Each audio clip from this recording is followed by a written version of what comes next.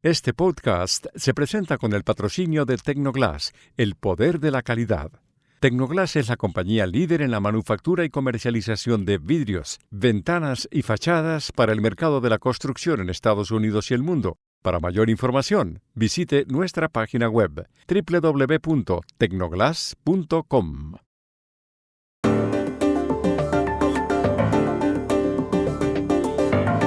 El domingo se produjo el segundo intento de asesinato contra Donald Trump en la actual campaña en Estados Unidos. ¿Tendrá efectos políticos? El atentado contra Trump se suma a otros que en los últimos 120 años han ocurrido en territorio estadounidense. Hoy les contamos la historia. El diario The New York Times dijo ayer que Costa Rica es un imán para el narcotráfico. ¿Cómo y cuándo empezó el fenómeno? Hola, bienvenidos a Y esto no es todo, el podcast del Georgetown Americas Institute de la Universidad de Georgetown en Washington, D.C. Soy Juan Carlos Iragorri desde Washington, D.C. Soy Paz Rodríguez Niel desde Buenos Aires. Soy Jorge Espinosa y estoy en Bogotá. Es martes 17 de septiembre y esto es todo lo que usted debería saber hoy.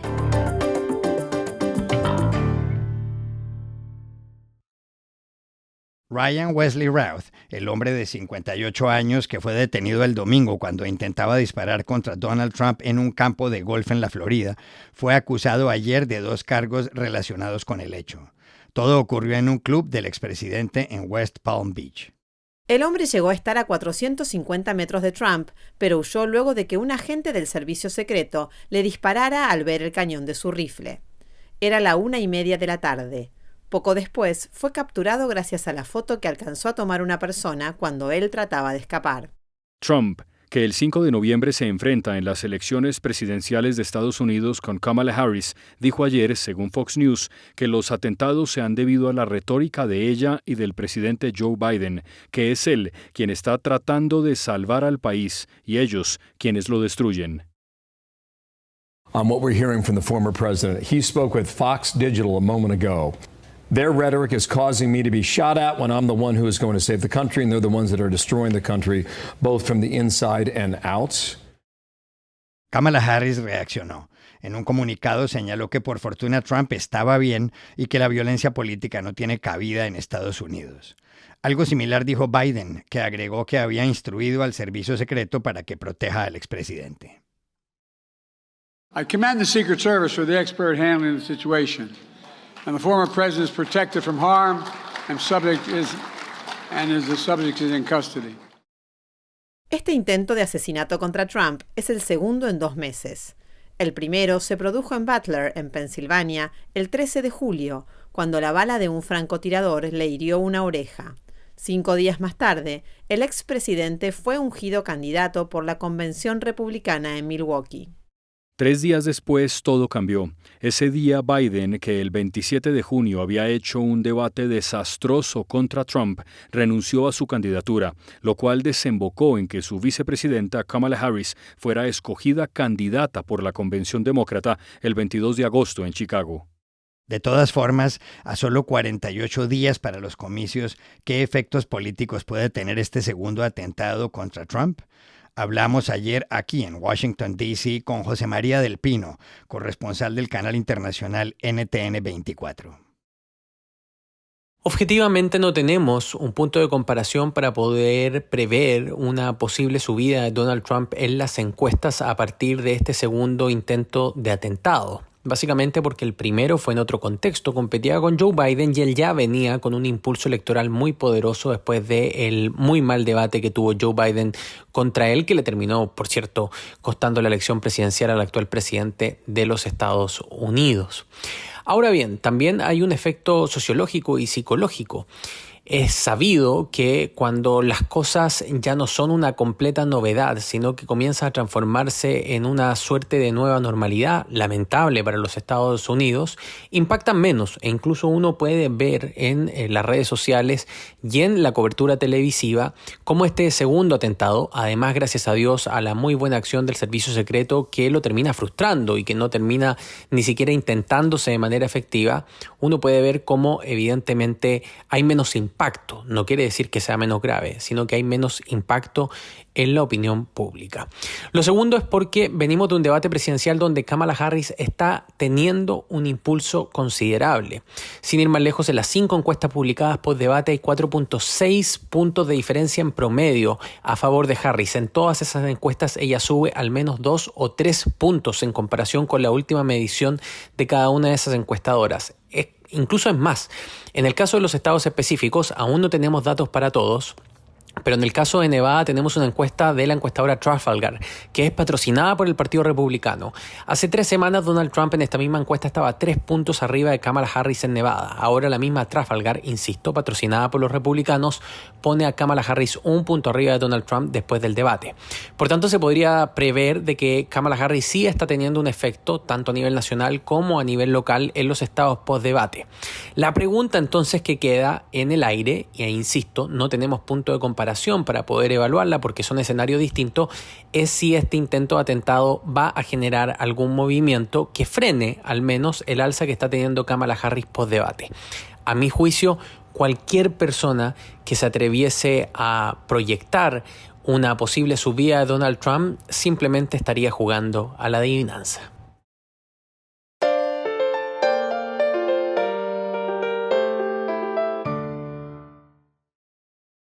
El intento de asesinato el domingo contra el expresidente Donald Trump, el segundo en 2 meses, como hemos señalado, se suma a episodios semejantes en Estados Unidos en el último siglo.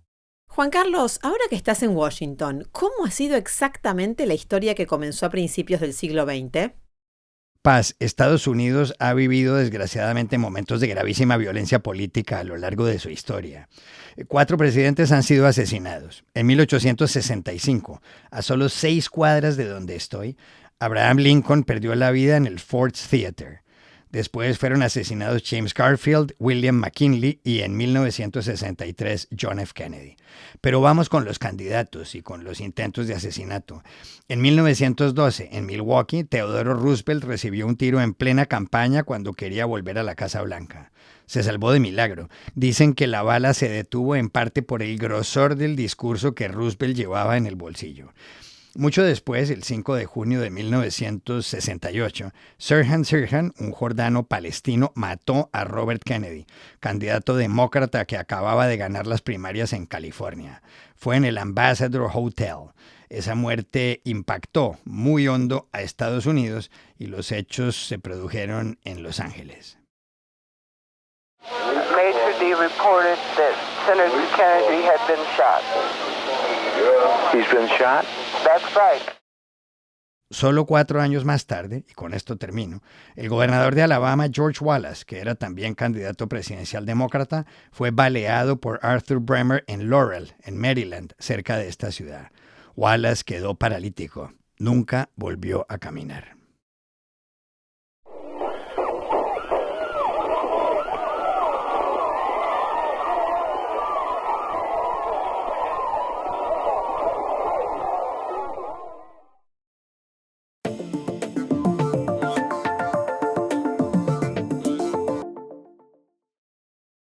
Este podcast se presenta por cortesía de Movistar Empresas, el aliado que está transformando y potenciando negocios en toda Hispanoamérica con soluciones digitales en cloud, IoT, seguridad, conectividad, Big Data y advertising. Movistar Empresas, siempre el camino seguro.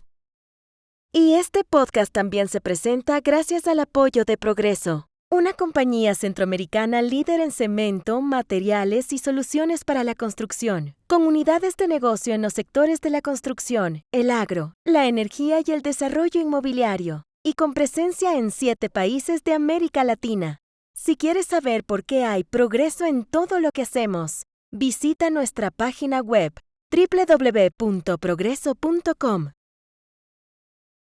En Costa Rica hay inquietud por un artículo que publicó ayer el diario The New York Times. Se titula How a Tourist Paradise Became a Drug Trafficking Magnet, es decir, cómo un paraíso turístico se convirtió en un imán para el narcotráfico. El reportaje dice que ese país de 51.000 kilómetros cuadrados y 5,2 millones de habitantes es junto a México el de mayor transbordo de cocaína con destino a Estados Unidos y que para lograrlo los narcotraficantes aprovechan el bosque húmedo, una cuarta parte del territorio. Esto ha llevado a que las cifras de la criminalidad hayan crecido drásticamente. Entre 2020 y el año pasado, por ejemplo, los homicidios aumentaron un 53%. A comienzos de este 2024, el ministro de Seguridad Pública costarricense, Mario Zamora Cordero, habló del fenómeno. Todo eso nos acredita que estamos frente a una criminalidad de alto perfil, sumamente violenta, que tiene inteligencia y contrainteligencia. Y la única forma de erradicar eso es un trabajo conjunto policía-poder judicial. Para Costa Rica no es fácil luchar contra ese tipo de criminalidad. Aunque históricamente ha sido un país sin ejército, ahora ha destinado más de 10.000 efectivos para estos asuntos. Unos 300 guardas forestales vigilan más del 1.000.000 de hectáreas de bosque protegido. Dos factores que han contribuido al auge del narcotráfico en Costa Rica han sido la influencia de dos carteles de la droga mexicanos, como el de Sinaloa y el de Jalisco Nueva Generación, y la presencia de un grupo delincuencial de Colombia, el Clan del Golfo. ¿Cómo se transformó Costa Rica, especialmente desde la década de 2010, en un lugar atractivo para la delincuencia internacional? Llamamos ayer a San José a Tania Molina Rojas, conocida consultora en asuntos de seguridad y criminalidad. En Costa Rica, el 60% de los homicidios dolosos tipo sicariato y la ola de violencia que vemos tiene una estricta relación con el crimen organizado transnacional y cómo están operativizando y utilizando el país como una plataforma para reexportar cocaína, principalmente marihuana también, hacia los mercados de Estados Unidos, Europa y Asia. Pero es que para analizar lo que le pasa a este país, primero tenemos que mencionar qué le pasa a la región. Estamos frente a una cuarta ola regional de narcotráfico. Recordar que la primera ola tuvo que ver con el fenómeno de la cartelización, con Pablo Escobar, el cártel de Medellín, aquella capacidad que tenían para mover toneladas de cocaína hacia los Estados Unidos de una forma más directa por el Caribe, mientras que ya la segunda ola tiene que ver con el cártel de Cali y la cooptación que inician del Estado. En lugar de combatir al Estado, empiezan a cooptar, ya no enfrentan al Estado y cambian la ruta del Caribe a Centroamérica y México. La tercera ola tiene que ver con la alianza de los estados bolivarianos de Venezuela, específicamente con Bolivia, Nicaragua y las FARC, y los grupos de crimen transnacional, o sea, en vez de combatirlos, los hacen parte del Estado. Y esta cuarta ola que se cumple actualmente se caracteriza, según Douglas Fara, periodista, estudioso del fenómeno criminal transnacional, se caracteriza por la llegada de mafias transnacionales, principalmente italianas, albanesas y turcas, que operativizan todo ese tráfico de las drogas desde la región andina, pasando por un país como Costa Rica, plataforma operativa predilecta, y esa es la ola que caracteriza también el auge de las drogas sintéticas que hoy por hoy vemos con mucha más presencia y que impacta en todo el mundo y trae a muchos otros actores al mundo del crimen organizado transnacional.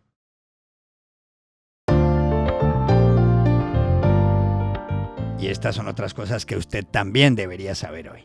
España le pidió ayer nuevamente al gobierno de Venezuela información sobre 2 ciudadanos españoles que fueron detenidos el fin de semana, acusados de estar comprando explosivos. Se trata de Andrés Martínez, de 32 años, y de José María Basoa, de 35, ambos de Bilbao, según informó el ministro de Justicia, Diosdado Cabello.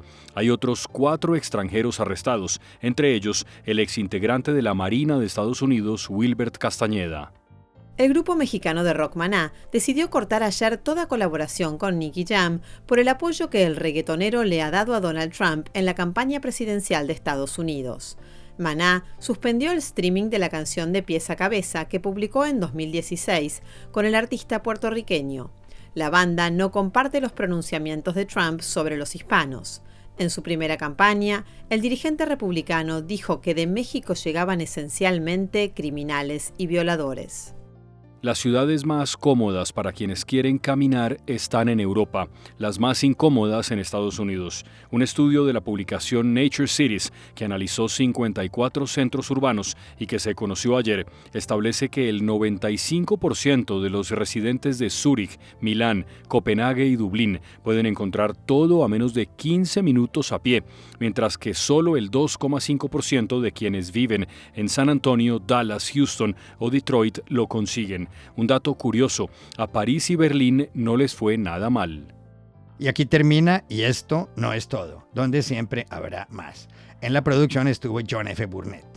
Y pueden suscribirse a este podcast en nuestro sitio web, y esto no es todo.georgetown.edu, seguirnos en nuestras cuentas de X y de Instagram, @y esto no es todo, y buscarnos en nuestro canal de YouTube. Gracias por oírnos. Chao. Hasta la próxima.